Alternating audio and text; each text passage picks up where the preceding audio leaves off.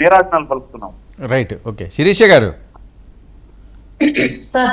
మీ వ్యూహం ఏంటి? మీరు అనవసరంగా డిస్టర్బ్ చేశారు, మేము ఎంత చెప్తున్నా వినలేదు, ఆయన వెళ్ళిపోయారు. ఇప్పుడు మీరిద్దరూ మాట్లాడుకుంటే ఫలితం ఏమున్నది అధికార పార్టీ లేకుండా? ఇక్కడ మనం అందరూ ఆలోచించుకోవాలి సార్. ఆంధ్ర ప్రజలకి ఇప్పుడు వాళ్ళ భజనలు చూస్తా, ఇళ్ల భజనలు చూస్తా భజన చేసుకోవాల్సిన అవసరం ఎవ్వరికీ లేదు. ఇప్పటికే నష్టపోయి నాశనం అయిపోయి ఉంది రాష్ట్రం అంతా. ఓకే, ఆయన మాట్లాడిన పద్ధతి బాగలేదు. ఒక మహిళ అవుతున్నా, నేను ఒక మహిళ నుంచి, చంద్రబాబు గారైనా ఒక మహిళ ఆవిడ గురించి సజ్జలా చేసిన వాక్యాలకే ఇప్పటికే సగం ప్రజలకి కాలుతా ఉంది.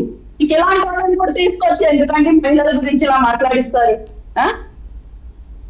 ఎవరి భజన చేస్తా కూర్చుని ఏమిటి ఆ మాటలేంటి? ఇప్పటికే వైసీపీ ప్రభుత్వంలో ఉన్న ప్రతి నాయకుడు, కార్యకర్తలు టీడీపీ వైపు, జనసేన వైపు మొగ్గు చూపిస్తున్న పరిస్థితి మనం చూస్తా ఉన్నాము. చాలా సంతోషిస్తున్నాం, హర్షం కూడా వ్యక్తం చేస్తున్నాము. ఎలక్షన్ వచ్చే లోపు ఇప్పటికీ జనాలు వద్దామా, గోడెప్పుడు దూకుదామని చూస్తున్న పరిస్థితి మనం చూస్తా ఉన్నాము. రేపు ఎలక్షన్స్ కానీ మహా అయితే ఇంకంటే 2 months 3 months ఉంది. ఈ లోపల ఇంకా నాకు తెలిసి చాలా మంది ఎమ్మెల్యేలు ఉన్నారు, ఎంపీలు ఉన్నారు, ఎమ్మెల్సీలు ఉన్నారు, టీడీపీ జనసేనకి సపోర్ట్ చేస్తూ ఇప్పటికే చాలా మంది మాట్లాడుతున్నారు. ఇటువంటి మొగ్గు చూపి వచ్చేస్తారని కూడా నేను కూడా అనుకుంటా ఉన్నాను. ఆంధ్ర ప్రజలు కూడా అదే హర్షాన్ని వ్యక్తం చేస్తున్నారండి. ఇంకో విషయం ఏంటంటే మీరు చెప్పారు సెలబ్రిటీలు అందరూ పవన్ కళ్యాణ్ జనసేన పార్టీలోకి వస్తారు అని చెప్పి. ఎందుకు రారండి? మన ఆంధ్ర చూస్తే అన్ని దేశాలతో అయ్యో పాపమని మాట్లాడుకుంటున్న పరిస్థితి మనం చూస్తున్నాం. ఎందుకు రారు? వస్తారు. ఒక్క సెలబ్రిటీలు కాదండి, ఈసారి విదేశాల్లో పనిచేస్తున్న ప్రతి ఒక్కరు కూడా ఎలక్షన్ టైంకి ఆంధ్రాకి వచ్చి వారి ఓటుని వినియోగించుకొని చంద్రబాబు నాయుడిని, పవన్ కళ్యాణ్ గారిని గెలిపించడం కోసం తప్పకుండా వారి రాష్ట్రాలకు తిరిగి వస్తారని చెప్పి నేను తప్పకుండా ఆశిస్తా ఉన్నాను. వస్తారు కూడా. మేము కూడా ఒక మహిళగా ఎంత వరకు కృషి చేయాలి, ఎంత ఫైట్ చేయాలనేది మేము ప్రతి ఒక్కరు బయటకు వచ్చి మాలాంటి యువతని, నేను యువత నిరుద్యోగం కూడా అండి, నేను కూడా చాలా నష్టపోయాను. నాలాంటి యువత చాలా మంది నష్టపోయారు. డిగ్రీలు చదువుకొని ఉద్యోగాలు లేక బాధపడుతున్న ప్రతి ఒక్కరు కూడా నష్టపోయారు. కాబట్టి ఈసారి ప్రతి ఒక్కరు వారి రాష్ట్రానికి వచ్చి వారి యొక్క నిరసన తెలిపి మరి చంద్రబాబు నాయుడు గారిని, పవన్ కళ్యాణ్ గారిని గెలిపించుకుంటారు అని నా ఉద్దేశం అండి. ఇంకో విషయం అండి మనం మాట్లాడుకోవాలి. వై నాట్ 75 అన్న మాట జగన్మోహన్ రెడ్డి గారు మార్చుకుంటే బాగుంటుంది అని నా ఆలోచన. రైట్, నాగేంద్ర గారు. సో ఒక పక్క ఆయన ఎన్నికల సమరానికి శంకారావం అవుతున్నారట భీముల నుంచి. మీరు ఇంకా మేనిఫెస్టో రిలీజ్ చేయలేదు, మీది కూడా ఎల్లుండి అంటున్నారు అభ్యర్థుల ఖరారనేది వాస్తవా? 100% దాదాపు అంటే ఒక చివరి ప్రయత్నం అయితే జరుగుతూ ఉంది సార్. ఆల్మోస్ట్ మా అధినాయకుల మధ్య ఇద్దరి మధ్యలో ఒక మంచి అవగాహనతో జరుగుతూ ఉంది. At the same time Bheemili నుంచి మా నాయకుడు కూడా మేము సన్నాహకాలు ఇటీవల ఒక 191 మందితో ఒక ఆంధ్రప్రదేశ్ రాష్ట్ర ఎన్నికల నిర్వహణ కమిటీ అని ఒకటి వేసుకోవడం జరిగింది. రాష్ట్రంలో ఒక 4 జోన్లుగా చేసి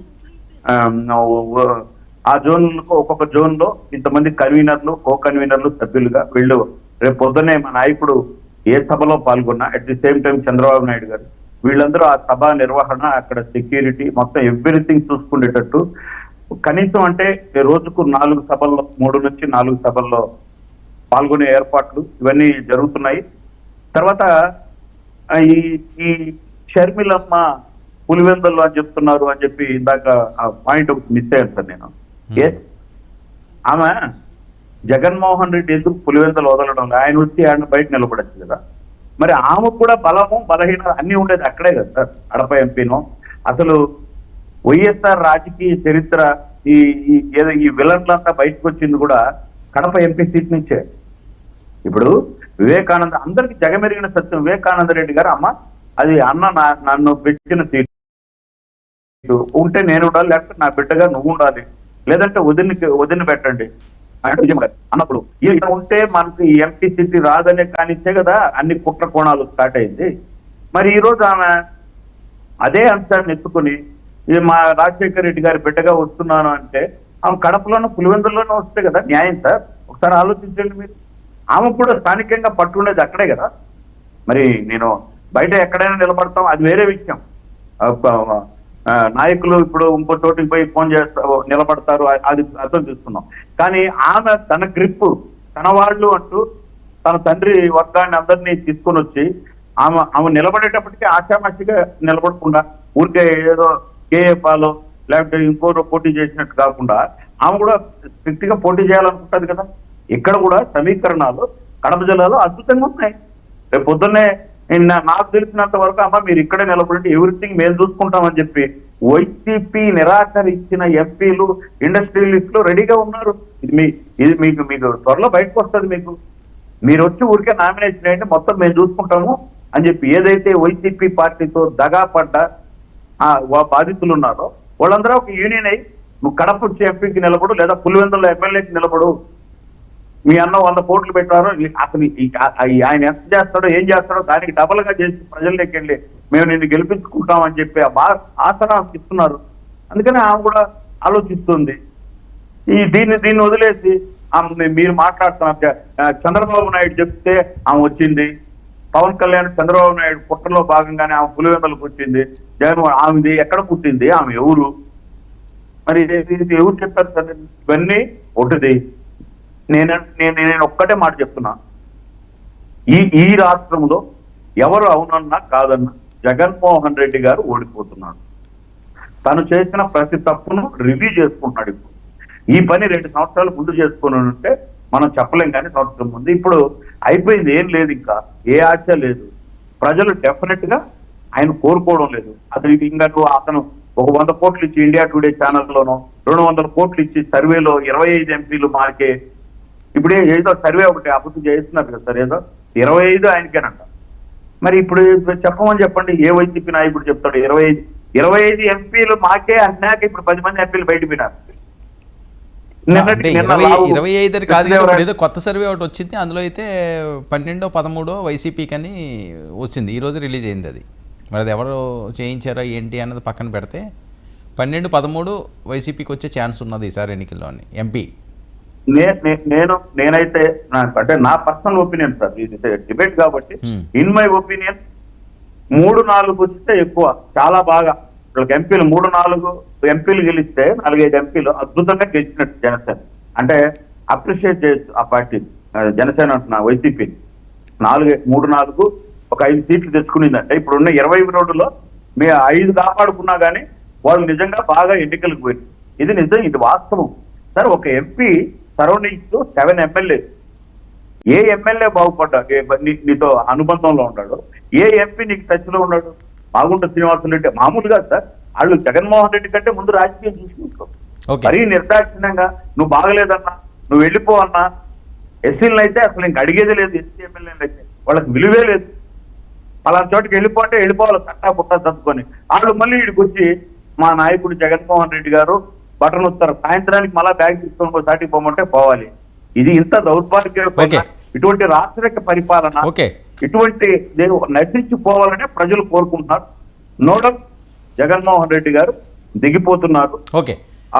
నాగేంద్ర గారు ఉమ్మడి కాదు ఏంటి, రోజా గారు, అంబటి గారు కి సీట్లు ఉండే అవకాశం లేదు అని చెప్పి ఎక్కువ వినిపిస్తున్నది గుడివాడ గారికి. నిజమేనా? మీకేమైనా ఇన్ఫర్మేషన్ ఉందా? నేను మొదటి నుంచి రోజా గారికి కానీ అంబటి గారికి కానీ ఒకటే చెప్తున్నా, ఆయన పేరు జగన్మోహన్ రెడ్డి, మా చెట్టు మా నీడ అనింది రోజమ్మ. జగన్ అన్న కంటే గన్ను కంటే ముందు వస్తాడని. అమ్మ ఎగిరి దంచినా అదే పూలి, ఎగరకుండా దంచినా అదే పూలి, మా రాయలసీమలో సామెత. ఇప్పుడు వాళ్ళ పరిస్థితి ఏంటి? నిర్దాక్షిణ్యంగా నీకు మార్కులు లేవు వెళ్ళిపో అంటే పోవాలి. అది ఎవడో మార్కులు వేసేవాడు ఎవడో, ఆ పేపర్లు దిద్దేవాడు ఎవడో, దాంట్లో ఏం ప్రశ్నలో నువ్వు వెళ్ళిపో అంటే వెళ్ళిపోవాలి. ఈమె తొందరపడి చాలా కోయిల మాదిరి చాలా కూర్చుంది కదా ఈమె, కూ అని అంతా. ఇక జగన్ అన్న ముందు వస్తాడు. ఇప్పుడు మళ్ళీ బేరం ఏడుస్తుందేమో. రోజా గురించి వచ్చింది కాబట్టి చెప్తున్నా, రోజా యొక్క మంత్రి పదవి తీసుకున్నాక ఆ టూరిజం లో ఒక చిన్న డెవలప్మెంట్ ఏపీ గవర్నమెంట్ లో జరిగిందా సార్? జరగదానికి తోడు ఆమె వ్యక్తిత్వం చెప్తాను. వారానికి 2 సార్లు ఒక్కోసారి 10 మందిని వేసుకొని దర్శనానికి పోయి వస్తాను. అది పెద్ద బ్యాగేజ్ అంట, 5 లక్షలు అంట ఒకసారి పోతే. ఆ 10 మందితో పోయి దర్శనం చేయించుకొని ప్రోటోకాల్ దర్శనం, ఇది ఆమె డ్యూటీ. రెండోది, నిన్నటికి నిన్న రోజా గారి గవర్నమెంట్ లో ఉన్న వైఎస్ఆర్సీపీ కౌన్సిలర్ 40 లక్షల రూపాయలు డిమాండ్ చేసింది ఒక ఎస్సీ కౌన్సిలర్ దగ్గర చైర్మన్ అవడానికి. అది కూడా ఎట్లా చేసింది క్లియర్ గా చెప్తాను నాన్న. కాదనే దమ్ము రోజాకుందా? కాదనే దమ్ము ఎవరన్నా ఐదులో వైసీపీ లీడర్కి ఉందా? ఈ రాష్ట్రంలో ఏదైనా మంచికి ఉందా? ఎస్, నేను వైసీపీనే. ఇప్పుడు ఆమె తప్పు చెప్పడం నాకు కాదన్నా. అన్నను కలుపుకోతే అన్న కుమారస్వామి రెడ్డి ముందు 10 అన్నాడట, ఆయన మాట్లాడకుండా 10 ఇచ్చింది. అట్లా 4 Okay. సార్లు